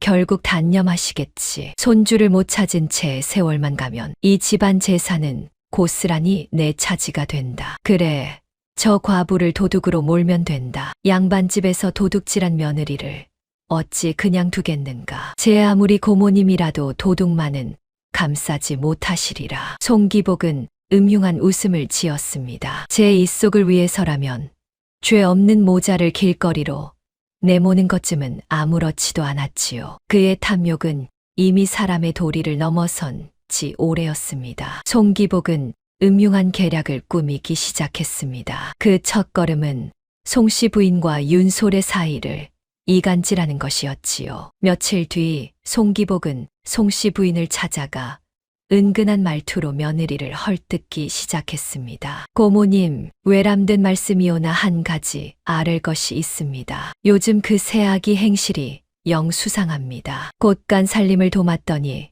곡식이며 배 판 돈을 슬그머니 제 주머니로 빼돌린다는 소문이 종들 사이에 자자합니다. 그게 무슨 소리냐. 새 아기가 곳간을 맡은 뒤로 오히려 살림이 늘었거늘 겉으로야 그렇지요. 허나 속으로 빼돌리는 것을 어찌 다 아시겠습니까? 본디 거지였던 것이 갑자기 큰 살림을 손에 쥐었으니 욕심이 생기는 것도 당연하지요. 게다가 그 과부 데려온 아이도 제 자식이 아니라던데 그런 내력 모를 것을 들이신 것부터가 송기복은 교묘하게 말을 엮었습니다. 사실에 거짓을 섞어 윤소래를 도둑이자 내력 수상한 여인으로 몰아간 것이지요. 그러나 송씨 부인은 호락호락 넘어가지 않았습니다. 기보가 말을 삼가라. 내 두 눈으로 새 아기의 사람됨을 보았다. 그 아이는 제 배를 골아도 남의 것을 탐할 위인이 아니다. 헛소문으로 사람을 해하려 들지 말라. 고모님,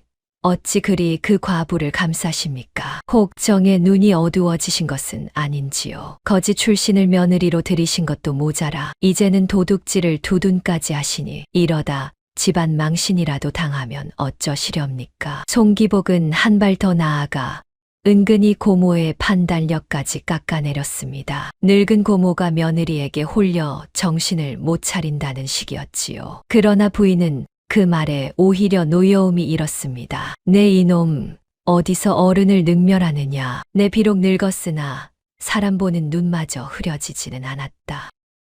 썩 물러가라. 부인이 단호하게 며느리를 두둔하자 송기복은 속으로 이를 갈았습니다. 고모가 이미 저 과부에게 단단히 마음을 주었음을 깨달은 것이지요. 이대로는 이간질이 통하지 않을 듯 했습니다. 송기복은 작전을 바꾸기로 했습니다. 말로 안 되면 증거를 만들어내면 그만이었지요. 송기복은 하수인을 시켜 곳간의 폐물 몇 가지를 몰래 빼돌렸습니다. 금붙이며 은비녀 같은 감나가는 것들이었지요. 그러고는 그 폐물을 윤소래가 거처하는 건넌방 깊숙이 이불 밑에 숨겨두었습니다. 누가 보아도 윤소래가 훔쳐 감춘 것처럼 꾸민 것입니다. 이튿날 송기복은 짐짓곳간을 살피는 척하다 큰 소리로 외쳤습니다. 이런 곳간의 폐물이 없어졌다. 누가 손을 댄 게야? 당장 온 집안을 뒤져라. 집안이 발칵 뒤집혔습니다. 종들이 이 방 저 방을 뒤지기 시작했지요. 송기복은 짐짓 분주한 척하면서도 슬그머니 종들을 윤소래의 건넌방 쪽으로 몰아갔습니다. 그리고 마침내 윤소래의 건넌방 이불 밑에서 그 폐물이 발견되었습니다. 마님, 새아기 씨 방에서 곳간 폐물이 나왔습니다요. 종이 폐물을 들고 나오자 마당에 모인 사람들이 술렁였습니다. 웅성거리는 소리가 파도처럼 번졌지요. 세상에 새아기 씨가 정말 폐물을 훔쳤단 말인가. 거지 출신이라더니 역시 손버릇이. 수군거림이 윤소래의 가슴을 후벼 팠습니다. 송기복은 기다렸다는 듯 목소리를 높였지요. 보십시오, 고모님. 제가 뭐라 했습니까? 저 과부가 도둑질하는 것이라 하지 않았습니까? 거지였던 것을 거두어 주셨더니 은혜도 모르고 폐물에 손을 대다니 이런 것을 어찌 며느리라 하겠습니까? 당장 내쳐야 합니다. 송기복의 목소리가 마당에 쩌렁쩌렁 울렸습니다. 그는 일부러 온 집안 사람과 이웃들이 다 듣도록 윤소래의 죄를 떠벌렸지요. 이렇게 소문이 나면 설령 고모가 두둔하려 해도 함부로 며느리를 감쌀 수 없으리라 계산한 것입니다. 윤소래는 청천벽력 같은 누명에 새파랗게 질렸습니다. 마님, 아니옵니다. 소인은 결단코 그 폐물에 손댄 적이 없사옵니다. 누군가 모함하는 것이옵니다. 제가 어찌 마님의 은혜를 저버리고 도둑질을 하겠사옵니까? 윤소래가 눈물로 호소했지만 증거는 명백해 보였습니다. 폐물이 윤소래의 방에서 나왔으니까요. 종들도 마을 사람들도 윤소래를 의심하는 눈초리로 바라보았습니다. 어린 도리는 어미가 사람들에게 둘러싸여 손가락질 당하는 것을 보고 으앙 울음을 터뜨렸습니다. 윤소래는 그 아이를 끌어안고 이를 악물었지요. 제 한 몸이야 어찌 되든 좋았습니다. 그러나 이 누명을 쓰고 쫓겨나면 어린 도리는 다시 거리로 나앉아야 했습니다. 그것만은 결단코 안 될 일이었지요. 송기복은 회심의 미소를 지었습니다. 이제 고모도 더는 저 과부를 두둔할 수 없으리라 여긴 것이지요. 마당 한쪽에서 그는 흐뭇한 눈으로 이 광경을 지켜보았습니다. 그러나 송기복은 한 가지를 간과하고 있었습니다. 윤소래가 누구입니까? 곳간 살림을 도맡아 샘의 누구보다 밝은 사람이었지요. 그리고 송씨 부인 또한 며느리의 사람됨을 이미 깊이 믿고 있었습니다. 더구나 부인은 저 어린 도리가 제 손주일지 모른다는 생각에 그 어미인 윤소래를 결코 함부로 내칠 수 없는 처지였지요. 위기의 순간 윤소래는 눈물을 닦고 차분히 정신을 가다듬었습니다. 모함에 무너질 수는 없었지요. 자신을 위해서가 아니라 곁에서 떨고 있는 어린 도리를 위해서라도 이 누명을 반드시 벗어야 했습니다. 윤소래의 두 눈에 강단 있는 빛이 다시 살아났습니다. 샘의 밝은 그 영민한 머릿속에서는 벌써 이 모함의 허점을 하나하나 짚어낼 실마리가 빠르게 돌아가고 있었지요. 윤소래는 떨리는 마음을 다잡고 송씨 부인 앞에 무릎을 꿇었습니다. 마님, 한 가지만 여쭙겠사옵니다. 그 폐물이 없어진 것이 언제요입니까? 그리고 소인의 방을 누가 가장 먼저 뒤졌사옵니까? 윤소래의 차분한 물음에 마당이 잠시 조용해졌습니다. 윤소래는 마님이 답하기를 기다리지 않고 스스로 조목조목 짚어나갔지요. 곳간의 폐물은 모두 소인이 장부에 적어 관리하였사옵니다. 어느 것이 언제 들어왔고 지금 몇 점이 있는지 소인의 장부에 낱낱이 적혀 있사옵니다. 그 장부를 펼쳐보면 없어졌다는 폐물이 사흘 전까지 곳간에 분명히 있었음을 알 수 있사옵니다. 헌데 사흘 전 곳간 열쇠를 가져간 사람이 한 분 있었사옵니다. 윤소래는 고개를 들어 송기복을 똑바로 바라보았습니다. 바로 송서방님이옵니다. 곳간 살림은 소인이 맡았으나 열쇠는 송서방님이 따로 한 벌 지니고 계셨지요. 사흘 전 서방님께서 곳간을 살피겠다며 열쇠를 가져가신 이를 곳간지기 종이 똑똑히 보았사옵니다. 송기복의 얼굴이 굳었습니다. 윤소래는 멈추지 않고 말을 이었지요. 또한 소인의 방에서 나왔다는 그 폐물을 보십시오. 만약 소인이 훔쳐 감추려 했다면 어찌 제 방 이불 밑이라는 빤한 곳에 두었겠사옵니까? 더구나 소인은 그를 알고 셈을 하는 사람이옵니다. 훔칠 양이면 장부를 고쳐 흔적을 지웠을 것이지 이리 어설프게 두지 않았을 것이옵니다. 이는 누군가 소인을 모함하려 일부러 꾸민 일이옵니다. 윤소래의 또박또박한 항변에 마당의 분위기가 술렁였습니다. 그 말에는 빈틈이 없었지요. 곳간지기 종을 불러 물으니 과연 사흘 전 송기복이 열쇠를 가져갔다는 증언이 나왔습니다. 거기에 윤소래의 장부를 펼쳐보니 없어졌다는 폐물의 출입 기록이 한치 어긋남 없이 적혀 있었지요. 이것은 모함이요. 저 과부가 교묘한 말로 죄를 떠넘기는 게요. 송기복이 다급히 소리쳤지만 그 목소리는 이미 떨리고 있었습니다. 송씨 부인의 눈빛이 싸늘해졌지요. 기보가 곳간 열쇠를 사흘 전에 가져간 것이 사실이냐? 그것은 그저 곳간을 살피려. 송기복이 말을 더듬자 부인은 모든 것을 짐작했습니다. 그러나 부인은 노련했지요. 이 자리에서 송기복을 몰아붙이기보다 더 큰 그림을 그리고 있었습니다. 송기복이 며느리를 모함했다는 것은 곧 송기복이 윤소래와 도리를 두려워한다는 뜻. 그렇다면 송기복은 이미 무언가를 알고 있다는 것이었지요. 부인은 일단 그 자리를 수습했습니다. 이 일은 더 알아볼 것이 있으니 오늘은 모두 물러가라. 새 아기도 방으로 들거라. 윤소래는 가까스로 누명을 면했지만 집안의 공기는 살얼음판 같았습니다. 송기복은 제 죄가 드러날까 두려워 더욱 독한 결심을 했지요. 일이 이렇게 된 이상 어설픈 모함으로는 안 되겠다 싶었던 것입니다. 송기복은 최후의 수단을 꺼내 들었습니다. 그날 밤 송기복은 패거리를 모아 은밀히 모의했습니다. 안 되겠다. 저 과부가 보통 내기가 아니야. 이대로 두었다가는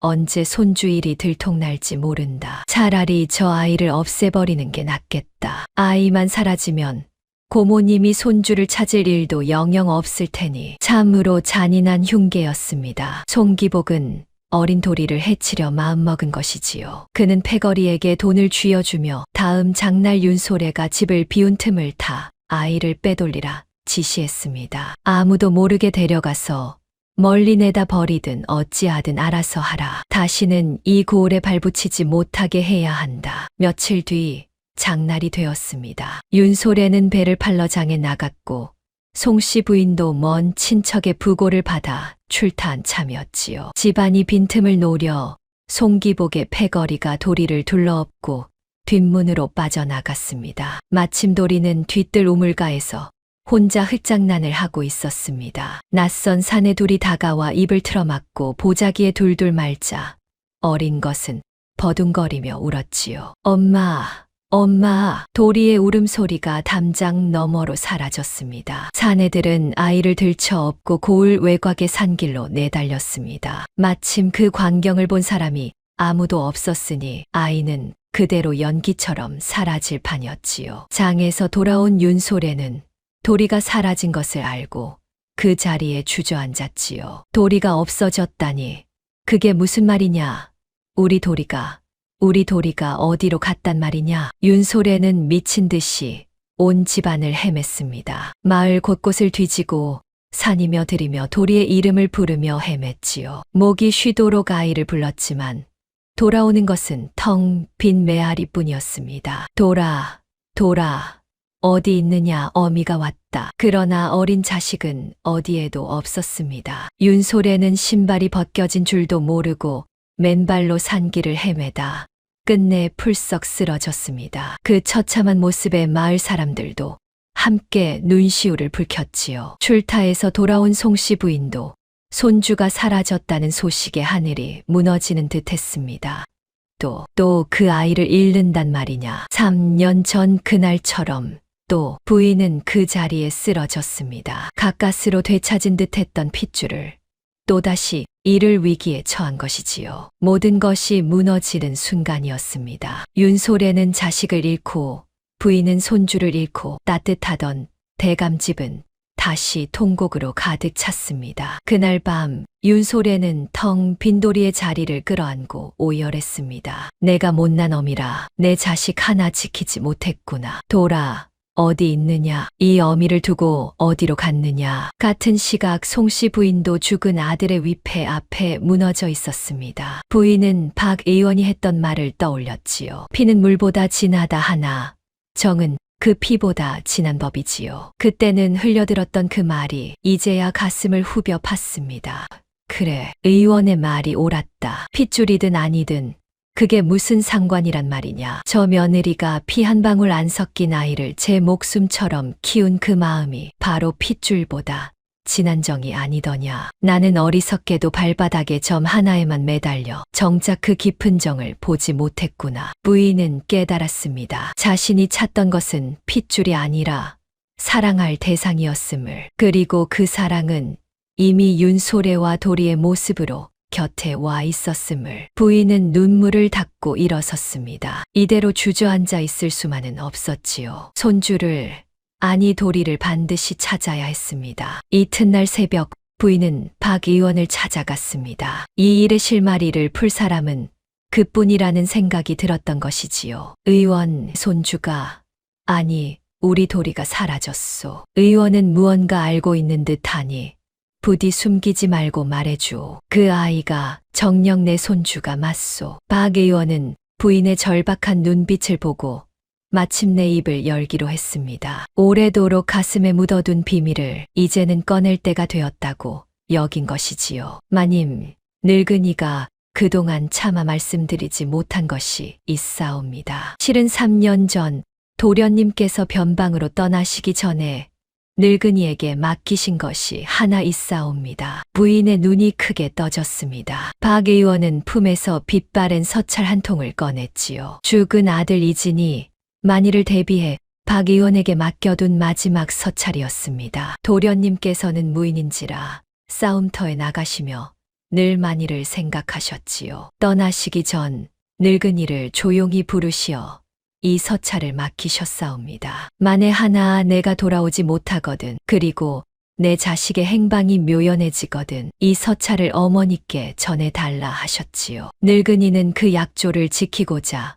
3년을 이 서찰을 품고 살았사옵니다. 허나 함부로 꺼냈다가는 도리어 화를 부를까 때를 기다렸사옵니다. 부인은 떨리는 손으로 그 서찰을 받아 펼쳤습니다. 거기에는 죽은 아들의 또렷한 필체가 담겨 있었지요. 아들의 글씨를 보는 것만으로도 부인의 눈에서는 눈물이 쏟아졌습니다. 서찰에는 며느리 채영과 갓 태어난 아들의 이야기가 적혀 있었고 무엇보다 아이의 신체 표식이 소상히 기록되어 있었습니다. 소자의 아들, 그 아이의 왼쪽 발바닥에는 소자와 똑같은 콩알만 한 검은 점이 있사옵니다. 또한 목 뒤에는 작은 붉은 반점이 있어 훗날 자라더라도 그 표식으로 능히 알아보실 수 있을 것이옵니다. 부인은 그 구절을 읽고 숨이 멎는 듯 했습니다. 발바닥의 검은 점은 이미 보았거니와 목 뒤에 붉은 반점이라니 도리의 목 뒤에도 분명 작은 붉은 반점이 있었지요. 이제는 한 점 의심도 없었습니다. 도리는 틀림없는 부인의 손주,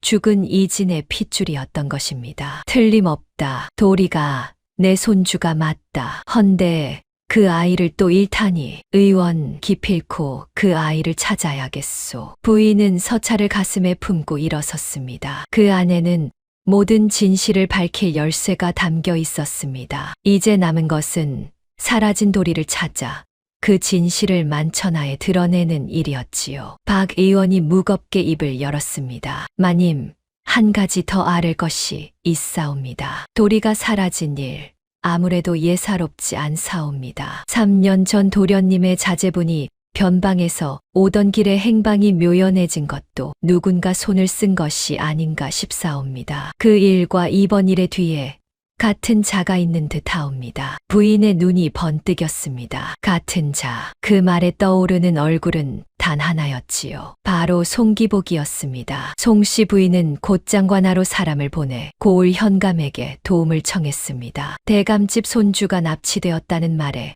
현감은 즉시 포졸들을 풀었지요. 박 의원은 3년 전 사라진 인편의 행방을 수소문했고 윤소래는 도리가 끌려간 산길의 흔적을 따라 포졸들을 이끌었습니다. 윤소래의 약초 캐던 눈썰미가 빛을 발했습니다. 그녀는 산길에 떨어진 도리의 작은 집신 한 짝과 풀숲에 꺾인 나뭇가지의 방향을 보고 패거리가 달아난 길을 짚어냈지요. 이 가지가 꺾인 방향을 보십시오. 누군가 급히 지나간 흔적이옵니다. 그리고 이 발자국, 어른 둘의 짐을 진 듯 깊이 팼사옵니다. 분명 이 길로 갔사옵니다. 포졸들은 윤소래의 말을 따라 산길을 거슬러 올랐습니다. 과연 그녀의 짚음은 한치도 틀리지 않았지요. 박 의원도 곁에서 거들었습니다. 그는 3년 전 사라진 인편의 행방을 미리 수소문해 둔 터라 패거리가 숨어들 만한 패가 몇 곳을 일러주었습니다. 마침내 포졸들은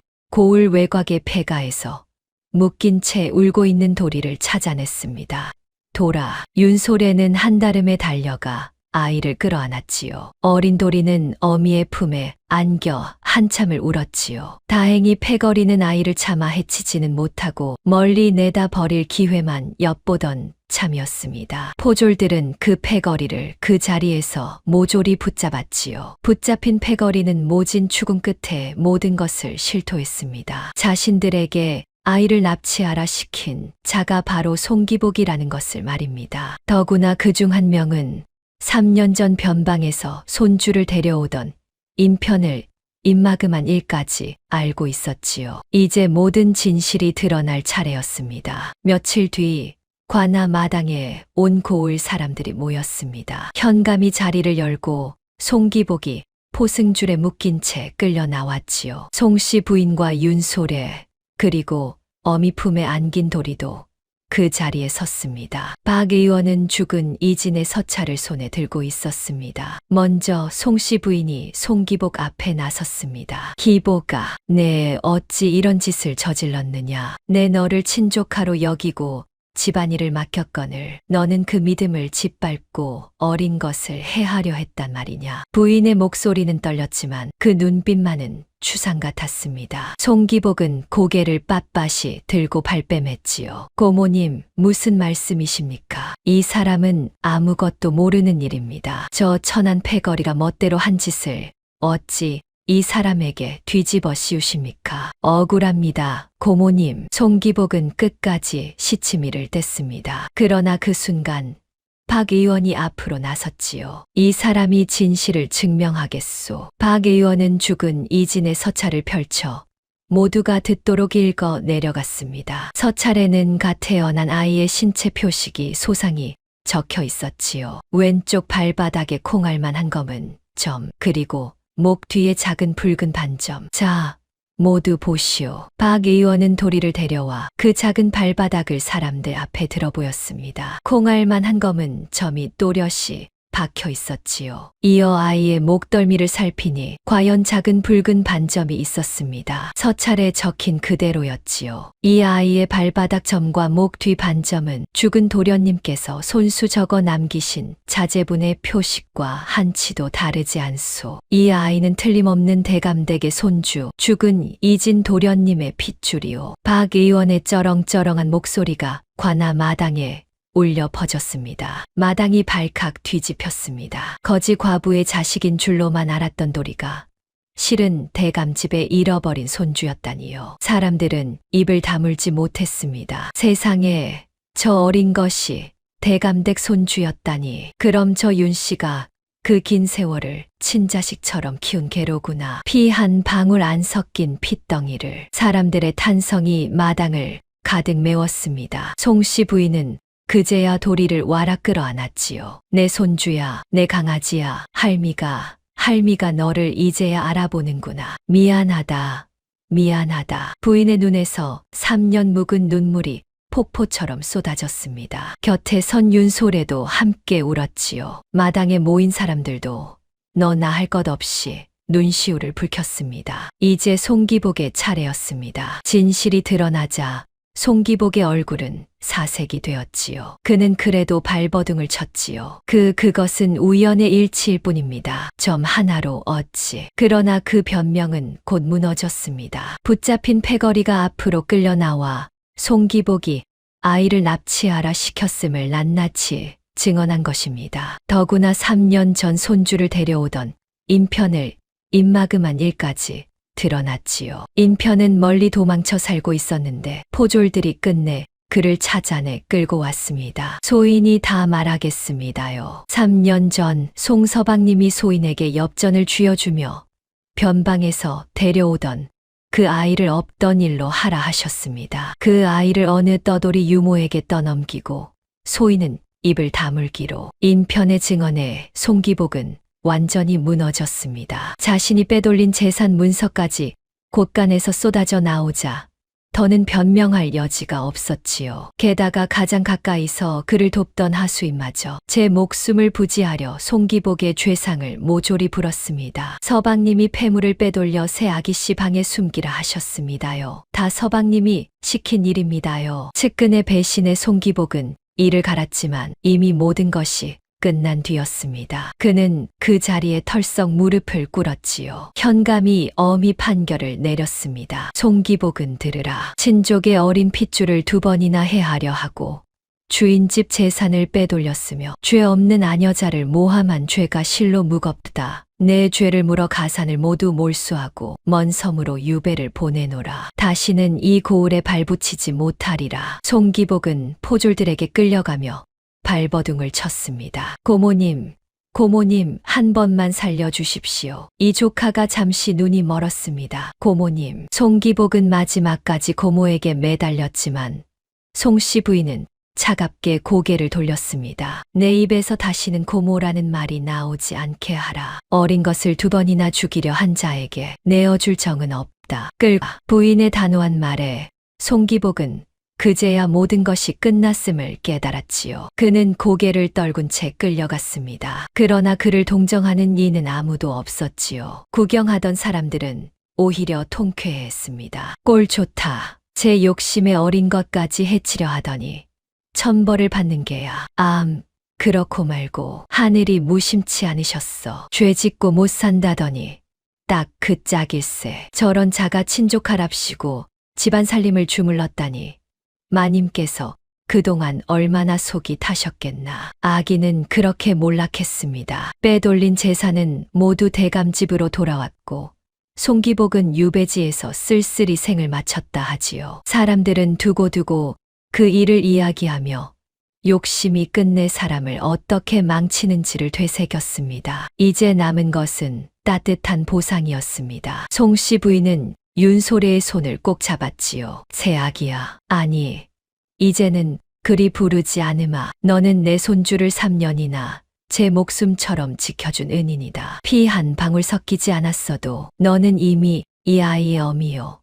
내 며느리다. 내 너를 친딸처럼 여기겠다. 부디 이 집에서 우리 함께 도리를 키우자꾸나. 윤소래는 그 말에 왈칵 눈물을 쏟았습니다. 3년을 가슴 졸이며 키운 아이가 좋은 집을 만난 것만으로도 벅찬데 자신까지 친딸로 거두어 주시겠다니 꿈만 같았지요. 마님, 미천한 것이 어찌 그런. 소인은 그저 이 아이를 지킬 수 있는 것만으로도 조카옵니다. 아니다. 박 의원의 말이 옳았다. 피는 물보다 진하다 하나 정은 그 피보다 진한 법이니라. 내가 이 아이에게 쏟은 그 정이야말로 그 어떤 핏줄보다 진한 것이었다. 내 어리석어 그것을 늦게 깨달았구나. 부인은 윤소래를 끌어안았습니다. 두 여인은 서로를 어미라, 딸이라 부르며 한참을 울었지요. 그 모습을 본 고을 사람들도 모두 함께 눈물을 훔쳤습니다. 도리는 대감집의 정식 손주로 입적되었습니다. 어린 도련님이 된 것이지요. 그러나 도리에게 가장 소중한 것은